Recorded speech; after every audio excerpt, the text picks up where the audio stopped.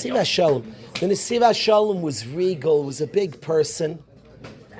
And the Nesivas Shalom, the guy sees this broken yid, and he says that you're eating the Seder by me.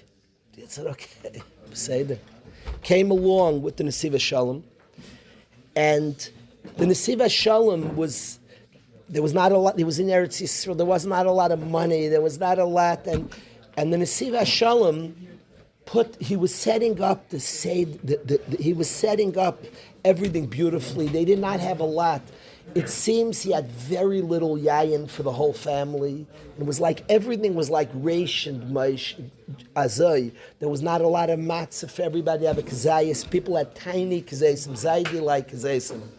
The whole Seder, there was not a lot of anything. And he set up the table. It was gorgeous, but there was mamish bedachkos akiva, just enough of everything. And he set up, and this yid was watching him set up the Seder, and he was very moved. The regalness, the calmness, the happiness. The Nesivas Shalom was preparing for his Seder. And he was very, very moved by the whole scene, his calmness, his radiance. This yid is watching the Nesivas Shalom set up the Seder. And he mamish set up everything. It was pure white. His kittel was looking beautiful. Everything, and it was ration. There was not very little yayin. There wasn't enough wine for everybody. Like he was poor, and he saw the way everything was like careful and set up and gorgeous.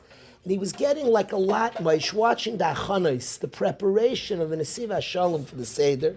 And this broken yidel is watching the scene.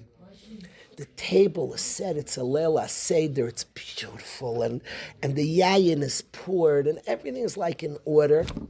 And the Nesivas Shalom's 4-year-old daughter has a breakdown. You know, it's Erev Pesach, then she's 4 years old. She grabs the table that's set up perfectly and only enough, and she yanks the table, and all the kaises, many kaises break. The wine's all spilled. The Nesivas Shalom's beautiful kittel is now colored with yayin before the Seder. And the matzahs are broken. He doesn't have extra matzahs. They're aniyim. She pulls the table. She just pulls the table and destroys everything. And he watches the Nesivas Shalom. Everything's on the floor. And he ignores the matzah, ignores the yayin, ignores the stained kittel. And he runs over to his 4-year-old daughter and he gives her a hug. He says, I love you. He brings her outside. He shows her. He brings her outside. It's a beautiful moon. Pesach is the moon is shining. It's Tesvav. It's the middle of the month. He says, look, the moon has come out after all the breakages. So we lose things, but things are good. He calms her down, showing her the beautiful moon that's always coming back to full. Things we get things back. Don't worry. And he hugs and kisses and calms his daughter. Then together, after first loving her and calming her, they pick up together the broken matzahs. Let's put back the Seder what we can. And he puts on the table. Now the table's stained. It doesn't have extra yayin. Whatever little wine like stayed in the cup, we'll have a little less yayin. We'll be yaitzazayin. We'll have whatever matzahs. Now it's broken, so we'll have broken matzahs. And he remakes the Seder table, now dirty. But this is what we have, and we serve with what we have. And the Yid is sitting there, and he felt he was like healing the Yid. It's everything he needed to experience. A Yid who felt broken, a Yid who felt lost. And at the Nesivas Shalom Seder, that we take what we could have, and what's left, and what's there, and what's capable. And Hashem loves us. Hashem wants us the way we are, as we are. It doesn't, not if only if we would be this, if we'd be that, what the Seder should be.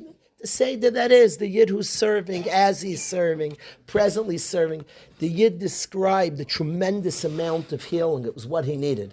He needed broken matzah. He needed wine that spilled. He needed a kittel and he described that Seder by the Nesivas Shalom. And the Nesivas Shalom, like calmly and with a simchas hachayim, bringing a Seder from broken pieces of matzah. That's like what this Yid needed. And I want to say this tremendous hashgacha at your Seder. Find your Seder, where you are.